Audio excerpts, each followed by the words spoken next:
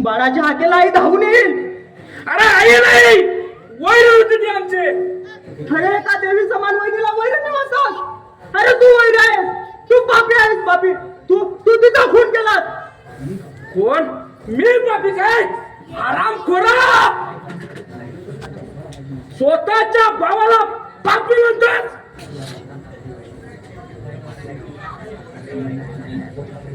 बाबा मला मारणार? मारणार? मग मी जाईल माझ्या वहिनीकडे. पाठवतो ना तुला तुझ्या वहिनीकडे. तूच आहे आणि तोच मला नष्ट करायचा आहे. घे आता. अरे मावजी थांबा जरा. कोण? तू तू तू तू तू शिल्पा वहिनी? खबरदार मला वहिनी म्हणा तर. पण तू जिवंत? मी जिवंत कशी असेल? तुम्हीच तर माझा खून केला ना.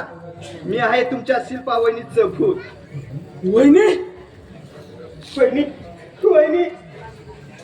अरुण भाऊजी काय या निष्पाप जीवाला छळता येतो? मग मला नाही छळल्याने, तुला तुला छळल्याने. या सकाळी तुला घालवलं या जगातून. पण तुझा खून करण्यापेक्षा त्यांनी माझा का खून केला नाही? सांगा सांगा अरुण भाऊजी माझा खून का केला? काय गुन्हा केला होता मी तुमच्या सुखासाठी मी माझं सौभाग्य घालून बसलो आणि शेवटी सांगा सांगा अरुण भाऊजी माझा खून का केला? मी मी मी मी नाही खून केला. नाही नाही. तूच खून केला. तूच खून केला. अरुण भाऊजी सांगा माझा खून का केला? का का? मी मी मी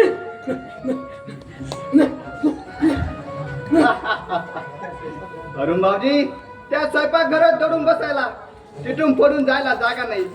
अरुण भाऊजी आज मी या प्रश्नाचं उत्तर तुमच्याकडून घेऊनच जाणार आहे.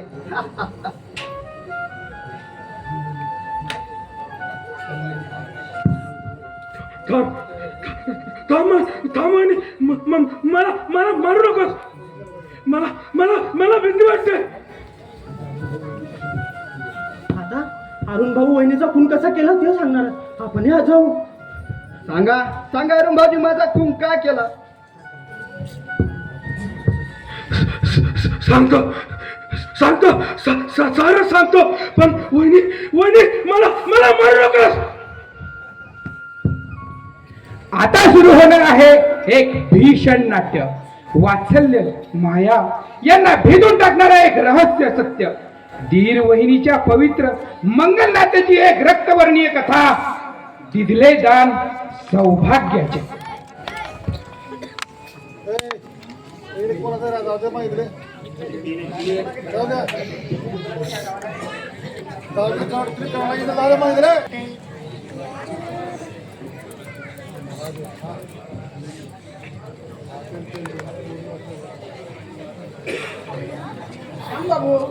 श्यामबाबू टिकते. श्यामबाबू आई श्यामबाबू आज बुकूच का करत नाही? श्यामबाबू बोला. आज काय झालं? रात्रभर ट्रक चालवून जागरण केलं? हे चालायचं.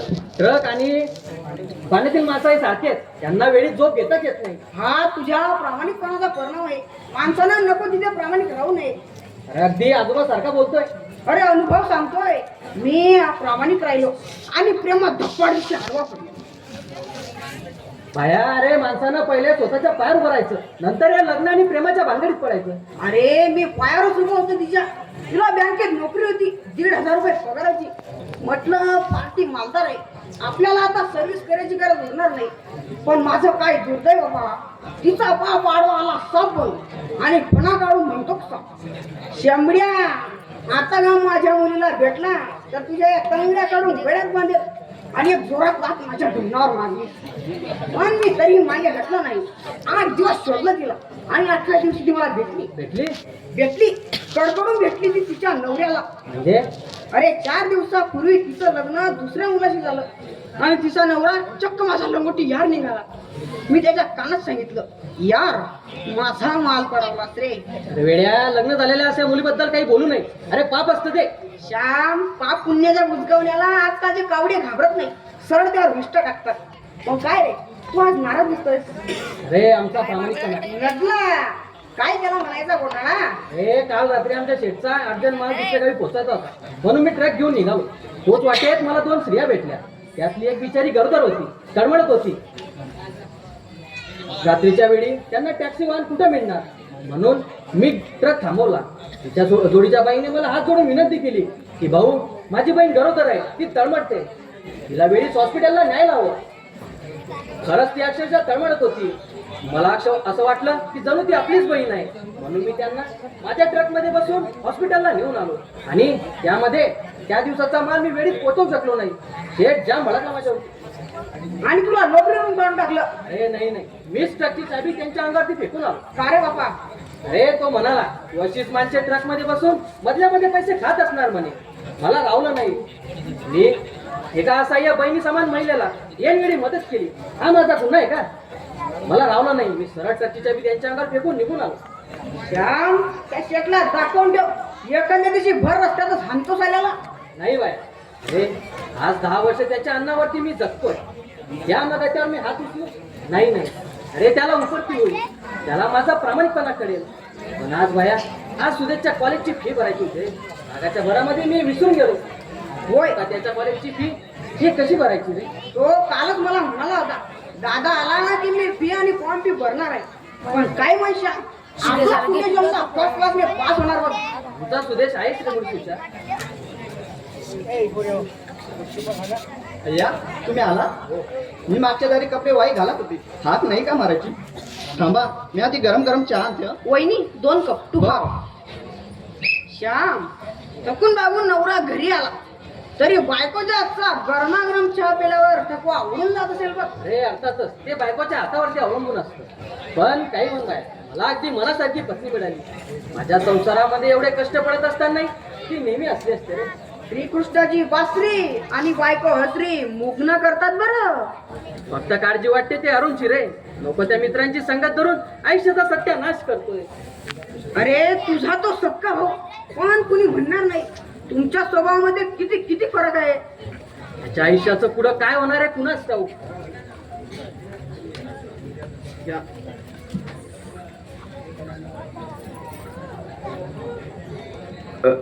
वा, वहिनी जेवण झाल्यासारखं वाटतंय. बरं मी निघतो आता. अरे बाया, नोकरीचं बघ रे बाबा. किती दिवस वडिलांना त्रास देणार आहे. इंटरव्ह्यूला 3 वेळा आपली चाललीस तू. अरे मार्कांची मापटी भरत नाही असं आता नोकरीचाच कटपटीत. वहिनी thanks for hot tea. Bye. तुम्ही अंगण करून घेताय ना? हो, पण सुदेश आला नाही का अजून कॉलेजवरून? त्यांची आज क्रिकेटची मॅच आहे. अगं उद्या त्याच्या कॉलेजची फी भरायची आहे. आणि आज काय आलं? माझी नोकरी सुटल्यामध्ये जमाय. त्याबद्दल तुम्ही काही काळजी करू नका. हे माझं मंगळसूत्र आहे ना, टाकू विकून. अगं छे, लग्न पाठावर एवढंच तरी एक दागिना दिलाय मी तुला. एवढा तरी तुझ्याजवळ राहू दे. ना, काळ्या मण्याच्या पोतीनं गळ्याला शोभा येते. दागिने असतातच वेळोवेळी उपयोगी पडण्यासाठी. आज भाऊजींना गरज आहे त्याचे फीचे पैसे भरण्याची. त्याचं सारं भरतोय आहे या क्षणाच्या गरजा. नाही, अगं मी बघतो दुसरीकडे कुठेतरी. अहो कुठं पाना, कोण देणार? आधीच कर्ज त्याचं व्याज फेडता येईना.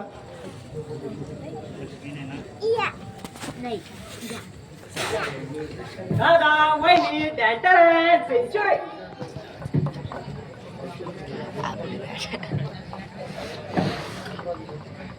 मोक्षवंत हो, विजय हो. आता अगदी सरळ सांग, फक्त त्या डॅन्डेड्यान सोडून. दादा, आज तुझ्या छोट्या बंधुर्वानं कमाल केली, अगदी धमाल. वहिनी काय सांगू तो चित्त थरारक प्रसंग. आमच्या कॉलेजचे 8 गडी अवघ्या 50 धावात गारत आणि आमच्या विरुद्ध टीमने तब्बल 250 धावा केल्या होत्या. मग मी क्रिकेटच्या रणांगावर उतरलो आणि क्षणात चित्र पालटलं. चौका, छक्का आणि तुझ्या पक्का सेंचुरी. म्हणजे आज तुमची दृष्ट काढायला हवी. नको काढायला दृष्ट आहे, मी दष्टपुष्ट. तुमचं आपलं काहीतरीच. ऐकलत ना, भाऊजींसाठी श्रीखंड आणा ना. अगं पण पैसे ना देते मी. परवाच्या दिवशी 200 रुपये दिलेत, त्यातील 60 रुपये शिल्लक आहे. बरं ये घे. वहिनी, मला वाटतं तू लहानपणापासून श्रीखंड खात असाल का? म्हणून एवढी गोड झाली. चला काहीतरी. वहिनी, तू या घरी आलीस आणि मला हिमालयाची सावली मिळाल्यासारखी वाटली. दिसे माझं मामा वहिनी मावली जशी हिमालयाची सावली. हो क्रिकेटवीर, आता कवी होताय की काय? कवी नाही झाली, सध्या त्यांची फ्यू करायची वाटतं. या आणि हो लवकर घेऊन या चला भाऊजी आधी गरम गरम नाश्ता करूया वहिनी मस्त गरमागरम पराठे का? चला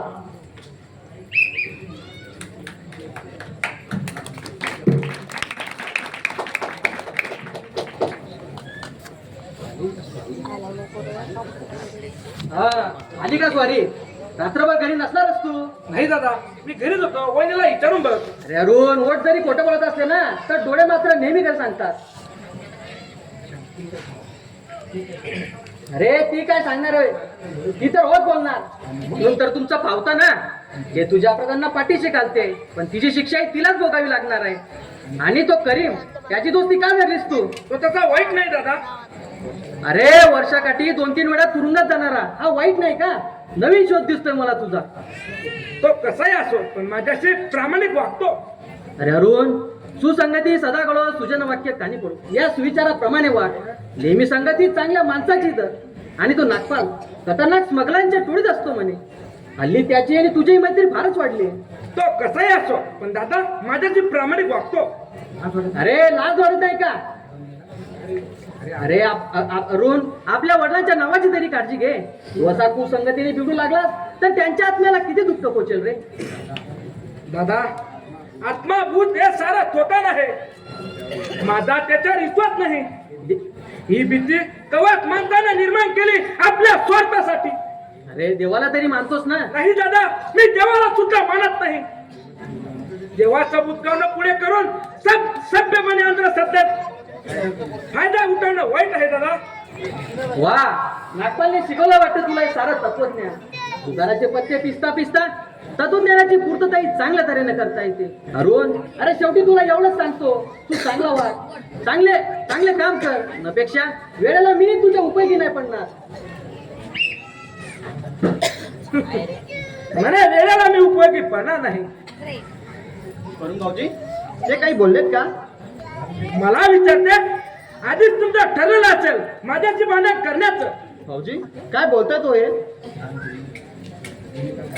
काल रात्री तुम्ही दारू पिऊन आलात तरी मी त्यांना एक शब्दही सांगितला नाही आज ना उद्या सांगणारच आहे मला एका प्रश्नाचं उत्तर हवंय कोणत्या नेहमी दादा सुजातचा लाड करतो मात्र माझा तिरस्कार का तिरस्कार काय बोलतायत भाऊजी असा भेदभाव भावाभावामध्ये ते तरी कधी करणार नाही पण होतोय ना वहिनी असेलही कदाचित पण तो मनापासून नाही अरुण भाऊजी तुम्ही वाईट मार्गाला जाऊ नये हाच त्यांचा खरा हेतू आहे भाऊजी तुम्ही त्यांचे सख्य भाऊ मग आम्ही तुमचा तसा दुरावा का करू पहिल्यापासून दादा सुजातचा कैवार घेतो आणि ह्या गावात माझ्या नावाचा भमाभम करतो दारू पितो गांजा पितो जुगार खेळतो ते असं कधीच बोलणार नाही दुसऱ्यांना अरुण भाऊजी तुम्ही त्याचं शरीर पाहता पण विधभर कोंडलेलं हृदय मात्र पाहत नाही असा भाऊ असा पती मिळायला 7 जन्माचं पुण्य पाठीशी हवं असतं माझ्या दादावर आपल्या संदर्भाची भुरळ पाडून त्याला आमचं ठेवलं नाही वहिनी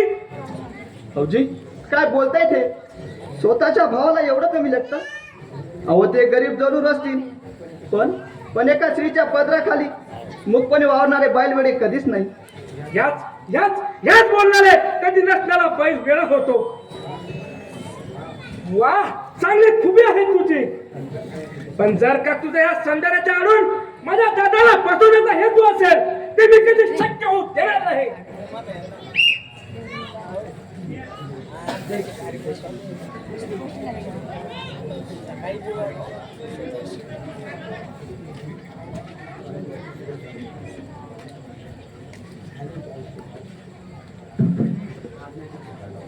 हॅलो चार शुभराज हाव यू या थोडल्या भावाची चेष्टा करतो नो नो यार यार अरे वयात आलं की वडील सुद्धा मित्राप्रमाणे वागू लागतात आपण तर भाऊ अरे हे तुझं तत्वज्ञान ठेव तुझ्याजवळ मग तुझं दारूचं आणि जुगाराचं तत्वज्ञान घेऊन फिरू की गावावर या तोंड फुडू टाकेल सुदेश भाऊजी तुम्ही गप्प बसा बघू वहिनी याला थोडा तरी कळायला हवं भाऊ आपली हे थोरली वहिनी आहे आईच्या ठिकाणी तिच्याशी बोलताना जरा पायरी सांभाळून बोल मगाचं सारं ऐकलंय मी वा काय कैवार घेतो या या पुढे वहिनीला अभद्र बोलला तर मी सहन करून घेणार नाही मला बोलतो हरामी काय करताय हे भाव भावामध्ये भांडण अवशी भांडण करून घराची एकजुटता फोडली तर ते दुसऱ्यांना कळेल सुरेश भाऊजी तुम्ही विश्रांती घ्या बघू. थकून आलात ना, जा. वहिनी याला बजावून ठेव, याचा वात्रटपणा मी सहन करून घेणार नाही. अरे जा रे. सुरेश भाऊजी माझी शपथ आहे तुम्हाला, जा बघू.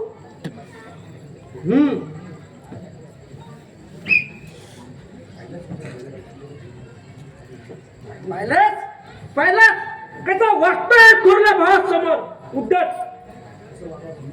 कसं वागावं समजत नाही त्याला. लहान आहे ते अजून. हा गोळा लहान, एवढ्या 3 लेकरांचा बाप झाला असता तो. साला जरा कुठे विश्रांती घ्यायला यायचं तर यांची कटकट चालू राहते. अरुण भाऊजी आता बाहेर कुठं चाललंय? रात्रभर जागरण करून आलात ना, थोडा नाश्ता करा आणि विश्रांती घ्या बघू. विश्रांती मिळाली मला विश्रांती, आणि तो नाश्ता तुझ्या त्या लालच्या तेलाला दे. पण भाऊजी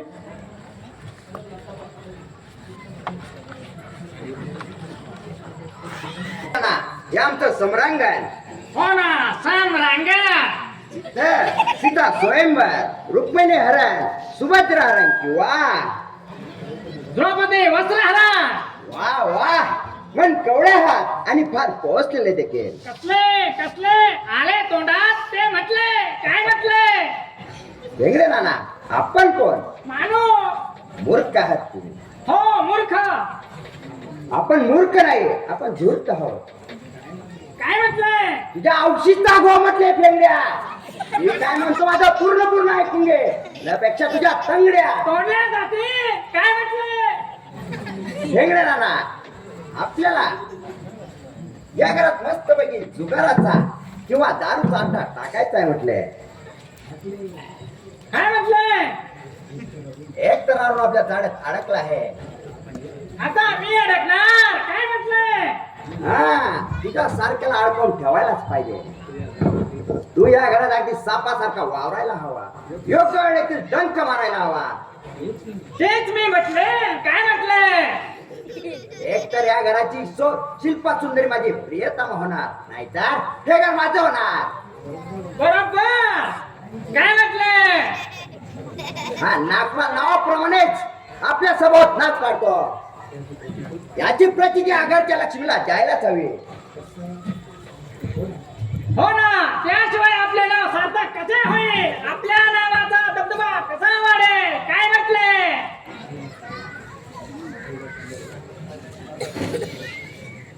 हे घ्या 500 रुपये. कशाला कशाला? द्या इकडे. आता दिले तर ठेवतो, नाही म्हणजे लक्ष्मीला परत पाठवू नये. काय म्हटलंय? आता इथून कुठं? काय म्हटले? जातो. मी सांगितलेलं काम अगदी चोख व्हायला पाहिजे. मग तुमच्या घरी लक्ष्मी पाणी भरेल म्हटलं. सध्या आमच्या घरी लक्ष्मी पाणी भरते. हो, माझ्या बायकोचे नाव लक्ष्मी की हो? काय म्हटलंय? हा, आता ती दुसऱ्याच्या घरचं पाणी भरते, मग ते तुमच्या घरचं पाणी भरेल म्हटलं. जात इथून. जातो. आज फिट आकडा बसलाय बघा. मेंढीच आहे एक का? काय म्हटलंय? या फेंगड्या नानाला आताशी धरलाय खरं. आता या घरात काय काय घडत ते फक्त आपण हसत पाहिजे. फेंगड्या नाना म्हणजे पैशाचा लोभी. याच लोभीपणाचा फायदा घ्यायचा आहे साल्याचा. अरे हो, आमची घरवाली कुठं दिसत नाही. ए शेजादी, हराम जात दिसत आली. शिल्पा, अगे शिल्पा. कोण तू? हो, कशाला आला? अगं जरा मान वर कर विचार का, म्हणजे तेवढा तुझ्या गोंड्यात चेहरामुखी दर्शन होईल म्हटलं. माझ्या सौंदर्याची स्तुती करण्याचा तुला काही हक्क नाही. राईट. तरी एखादी जातीवंत जवारी आपला नसला ना, तरी खऱ्या खुऱ्या हिला पारखतो म्हटलं. सौंदर्याची सौंदर्याची आस्ती कुणाला सुटली ग? सौंदर्याची आसक्ती खऱ्या हिऱ्याची पारख करायला जवा हिऱ्याच हवा. मी जवाई नाही असं म्हणायचंय तुला? शक्यता नाकारता येत नाही. असलही कदाचित, पण आजोऱ्या नागपालना अनेक हिरे हिरकण्या आपल्या शरीरावर दिलखुलास करून टाकलाय म्हटलं. शरीरावर पण हृदयावर नाही. हृदयावर विराजमान होतात त्या विरुंगना आणि शरीरावर कचकड्या. तरी आमची शान सोबत बिघडत नाही म्हटलं. कामाचं बोल. बोलू ना. अगा तुझ्याकडे बघितलं ना तर माझं मन ठिकाणावर राहत नाही म्हटलं. अगा माझं मनच लागत नाही इथं. तुझ्या ह्या मोह चेहऱ्याकडे फक्त तासन तास पाहत राहत. श्यामचा हेवा वाटतो ग. या सौंदर्याचा मेवा त्याला मिळालाच कस काय. ज्याच्या नशिबी ठेवा त्याने तोच खावा, बाकीच्यांनी फक्त पाव. वा वा शब्दाची कसरत करण्यात अगदी पटाईत झालीस. लग्नापूर्वी कशी गोगल काय होतीस आणि लग्न होताच सारे हातपाय बाहेर काढलेस चालीनं. आणि नखई. अगा गोगल खायला नका नसतात का, आणि असले तरी या वाघ नका पुढे ते टिकाव धरू शकत नाही म्हटलं. वेळ पड्यावर गोगल काय वाटणारे श्री वाघिणीचं रूप घेऊन वऱ्याचं नरळ फोडू शकते. आता कामाचा काय ते नीट बोल आणि निघून जा. बोलतो ग बोलतो. तुझ्या नवऱ्यानं माझ्याकडून 2 वर्ष पहिले 2000 रुपये घेतले होते. ठाऊक असेल तुला ते. तुझ्याकडे मागणार हे आधीच ठाऊक असतं तर त्याच वेळी मी त्यांना अडकवलं असतं. पण पैसे घेऊन आल्यानंतर त्यांनी मला सांगितलं. म्हणजे तुला सारं कळलं का. अगा त्यानं पैसे मागितले आणि मी ते दिले, ते फक्त तुझ्याकडे बघून. माझ्याकडे बघून देण्याची काही गरज नाही. नाही कशी ग. अगं दूरच्या नात्यानं का होईना माझी मान होईल, माझ्या हक्काची. पण दुर्दैवी माझं साम्राज्यपद तू घुसवू शकी नाही. अगं नाही तर नाही. तेवढंही तुला तुझ्या आडी अडचणीला मदत करून तुलाही समाधान आणि मलाही समाधान. कसं असल्या मदतीची मला कडीची गरज नाही. पण तुझ्या नवऱ्याला होती ग. मी त्यावेळी त्याला मोजून 2000 रुपये दिले आणि पुरा प्रॉमिस नोटवर सही घेतली त्याची. काय? हो. त्याच्याशिवाय त्याला दुसरा पर्यायच नव्हता ग. त्याला पैशाची अत्यंत गरज होती. मग त्याने डोळे दाखवून त्याच्यावर सही केली. आता त्याच सहीने मी तुझे डोळे उघडणार आहे. पण एका वर्षात 2000 चे 4000 झाले. उद्या सूर्य मावळण्यापूर्वी त्याला परत करायला सांग. ते कसं शक्य आहे नागपा? सर्व शक्य आहे. भर चौकात माझ्या थोबाडीत मारणं जसं शक्य आहे ना तसं हेही शक्य आहे. पण त्यात माझी काही चूक नव्हती. पण 1-2 वर्षापूर्वी घडलेला प्रसंग तू आतापर्यंत लक्षात ठेवशील असं वाटलं नव्हतं. अगं का ठेवणार नाही. 4 चौकाच्या वाडीवरच्या दादावर हात टाकलास तू. पण तुझी माझ्या थोबाडीत मारलीस त्याचे वड मात्र माझ्या हृदयावर उमटले. आणि हृदयावर उमटलेले वड असे सहजासहजी पुसले जात नाही म्हटलं. पण सांग त्या मारण्यात माझी काय चूक होती? एखादी दुसरी तिसरी असती तर त्याच वेळी तुझं थोबाडं फोड असतं. मी नात्यातली असती म्हणून काय झालं? अहो भर पण तुम्हाला पिक्चरला चाल म्हणत होता ना. त्या बोलावण्यात माझी चूक होती असं मला मुळीची वाटत नाही. कारण मी तुझ्याशी लग्न करणार होतो आणि साऱ्या मित्रांना पार्टी देऊन सुद्धा मोकळा झालो होतो. पण त्या पार्टीचे पैशाचे पाण्यात जातील मला मुळीच वाटलं नव्हतं. आता त्याच पैसे मी दामदुपटीनं वसूल करणार आहे. तेही उद्या सूर्य मावळण्यापूर्वी. कदाचित परवाचा सूर्य तुम्ही घरात बघू शकणार नाही. तो प्रसंग विसरून जा. अगा तो प्रसंग मी विसरेल का, पण माझे मित्र कसे विसरतील. अरे थोडे दिवस तरी थांब. हे पालूत पण अगदी रुणकोण चमडी सारखा चिटकलेला असता. ही शेवटची संधी आहे. तुझा नवरा आल्यावर सांग त्याला मी काय बोललो ते. हे कसं शक्य आहे नागपाल? आधीच त्यांची नोकरी सुटली. मला त्याच्या नोकरीची काही कर्तव्य नाही. मला फक्त माझ्या पैशाची कर्तव्य आहे. येतो मी. हा एका आठवड्यावर मुदत वाढवली ना सारं कर्ज माफ करेन. फक्त या क्षणाला तुझा एक चुंबन दे. नागपाल 4000 किंवा एक चुंबन कसं. जा जा चल जाऊ इथं. एक क्षणभरही थांब नको माझ्यासमोर. अच्छा म्हणजे राणी सरकार रस्त्यावर पडायला तयार आहे तर. हो हो माझं कुंकू बरकत असेपर्यंत मला कुणाची पर्वा नाही. दरीत पडले तरी माझ्या पतीचे 2 हात मला भोई कुटासारखे आणि त्यांचं प्रेम अभैद छपरासारखे. ठीक आहे मग पाहतो भुईकोट पाहते छप्पर कशा जमीन दोस्त करतो ते. आल्यावर सांग तुझ्या नवऱ्याला मी काय म्हणलो ते. अरे श्याम नागपाल केव्हा आलास? बस ना. शिल्पा अगं चहा ठेव बघू. थँक्यू श्याम. मी चहा पित नाही. डायबिटीज असणार म्हणून चहा पेत नाही वाटतं. अरे पण असा घाईत चालला. हो तुझ्या बायकोजवळ निरोप दिलाय, सांगेल का ती? किती उशीर केलात तुम्ही? अगं श्रीखंडाला देखील लाईन असते. वा वा वा वा, श्रीखंड नवरोबांची नोकरी सुटली म्हणून की काय? तसं नाही रे सदू, आज सुदेश भाऊजींनी क्रिकेटच्या मॅच मध्ये शतक मारलं. हा हा, सेंचुरी. त्या का काय? वा, मग आज तर मज्जा असणार बाबा. हो ना, तुम्ही पण जेवून जा ना. अव या श्रीखंड केवढा एवढा, माका 1 किलो श्रीखंड लागतंय, मग येईन केव्हा तरी. बर, हो श्याम बाबू, अहो तुमची नोकरी सुटली माका लई वाईट वाटला. आज 10 वर्ष झाली तुमच्या हाताखाली किलिंगिरी केली, पण आज टरकवर जाऊन बसलो आणि तुमची वाट बघू लागलो. तेवढाच माका समजला तुम्हाला कामावरती काढून टाकले. जल्ला मेला तो शिरा पडली त्याच्या तोंडावर. अरे सदू, शेटनी मला नाही काढलं कामावरून. मीच त्यांना ट्रकची चाबी देऊन आलोय. अव तो शेठ महाखडूस आता पुन्हा कामावरती नाही ठेवायचं तुमका. भल्या माणसाची दुनिया नाही बाबांनो. अव त्या मालकात तरी कळायला पाहिजे होता. तुम्ही चाबी फेकल्याबरोबर त्यांनी तुम्हाला पुन्हा कामावरती बोलवायला पाहिजे होता. जल्ला मेला जातो श्यामबाबू.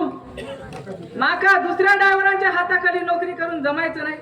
ते ड्रायव्हर मेले, अरे इमल पुड्या खाऊन सण गाडी उभी करून सण तंगड्यावर करून थांबता. श्यामबाबू आता मी जातोय आणि ह्यो गेला त्या शेठच्या पुढ्या दाबतो. मी पण नोकरी सोडून देतोय. अरे हे काय सदू, तुझ्या पगारावर तुझं एवढं मोठं कुटुंब पोचलं जातं. नपेक्षा तुझी बहीण आहे आता लग्नासारखी झाली रे. अव ते समजा डोळ्यापुढे आहे बघा, पण करून काय? माका दुसऱ्या ड्रायव्हरांच्या हाताखाली किलिंगिरी करून जमायची नाही. अव त्यापेक्षा हॉटेलात राहून कप बशा धुवानं. अरे असा विचार करू नये. इतर ड्रायव्हर कसे का वागेना, आपण आपलं काम करायचं आणि बस. अव त्यांच्याकडे डबल काम करावं लागतं. कधी म्हणता बाटली आणा, कधी म्हणता बाई आणा. साला आम्हालाच कोणी पोरगी देईना आणि यांना कुठून बाई आणून द्या. शिरा पडली त्यांच्या तोंडावरती.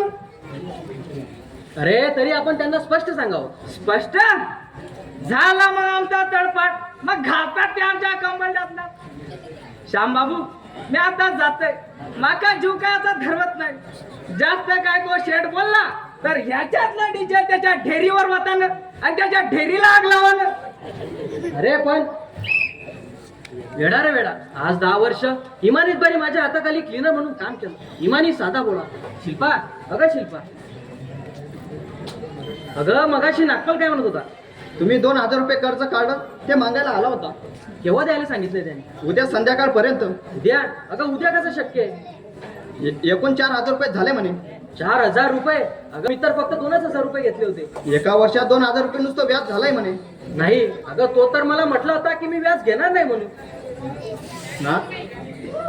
नाथ, आपण सर्वजण एका जैरी नागाच्या बिरक्यात गुरफटलो गेलो आहोत. जैरी नागाच्या विडक्यात? त्याने तुमच्या कोऱ्या प्रॉमिस नोटीसवर सही घेतली ना? हो अगं, पण तो म्हणाला होता की इन्कम टॅक्स वाचवण्यासाठी असे कागदपत्रे दाखवायला लागत नाही. तिथेच फसलात तुम्ही. त्याने अगदी बेमालूमपणे तुमच्या भोड्या स्वभावाचा फायदा घेतला.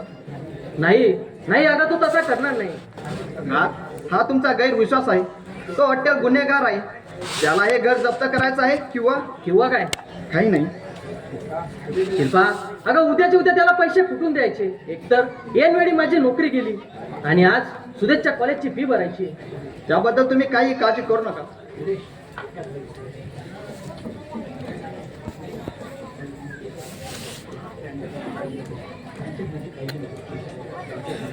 त्यांच्या फीची तुम्ही काही काळजी करू नका.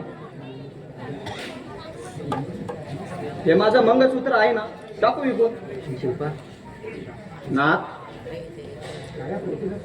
काळ्या मण्याच्या पोतीनं सौभाग्याचे मोती जास्त चमकतात. काळ्या मण्याच्या पोतीनं स्त्रियाच्या गड्याला शोभा येते. दागिने असतातच वेळोवेळी उपयोगी पडण्यासाठी. आज मला या दागिन्याची गरज नाही, तर सुदेश भाऊजींना जास्त गरज आहे. ही त्यांची सुवर्णाची संधी आहे. ती मी आज सोन्याच्या हवेपोटी दडवू देणार नाही. फक्त डवल्या घरी घेऊन ये.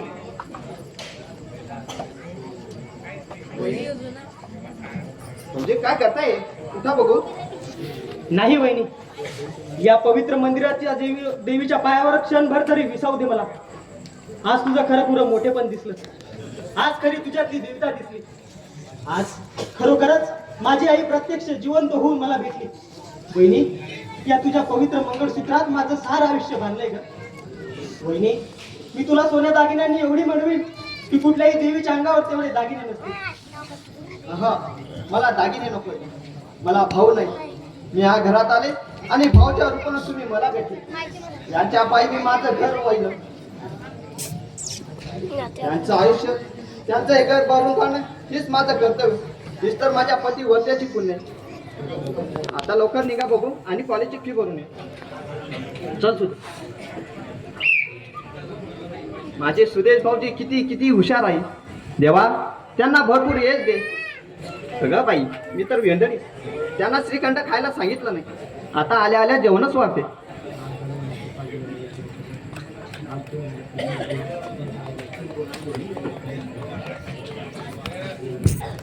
आज तू या घरात त्यांना वाढशील आणि उद्या तू या घरात नसणार. अगं, उद्या तर व्यस्त तुमचे येथील वास्तव्य संपुष्टात आणणार आहे. पतिव्रते, तुझ्या पतिव्रतेची खरी कसोटी उद्या आहे. तुझ्या कुंकवाचा खरा प्रताप तुला उद्या दाखवायचा आहे.